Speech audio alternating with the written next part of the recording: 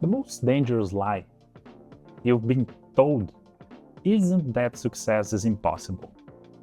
It's that you're already doing everything you can. I mean, look around. The guys crushing it aren't superhuman.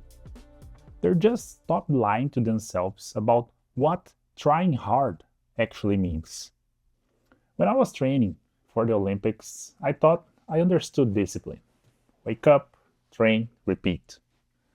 Then my shoulder gave out, and the doctor said my career was over. That's when I discovered the truth about potential. Most men aren't limited by ability. They're limited by their tolerance for discomfort. You think you want success, but what you really want is the idea of success without the daily discomfort it demands.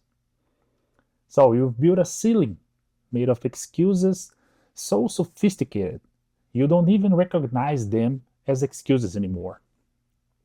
You always say, I'm too busy, I need more information, the timing isn't right. These aren't reasons, they're actually retreats. Here's what separates champions from everyone else. They don't wait for motivation. They create systems that make motivation irrelevant. When I was rebuilding my career after the surgery, I didn't have the luxury of feeling ready.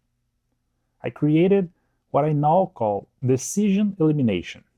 That is, by removing every possible point where weakness could enter.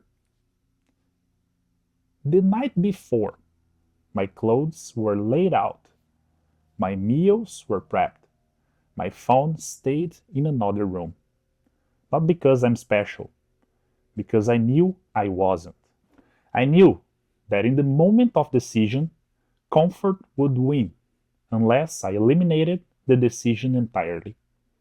And this is what nobody tells you. Discipline isn't about white-knuckling through pain. It's about engineering your environment so the right choice becomes the only choice. You want to transform any area of your life, start with this 72-hour protocol. First things first, you gotta identify one habit that would change everything if you master it. Not 5, not 3, just 1. The second, you gotta remove every possible barrier to that habit. You need to train, sleep in your workout clothes. You need to focus, delete social apps from your phone. You need to eat better. Well, throw out everything that doesn't serve you. And the third fact, for 72 hours, make this habit non-negotiable.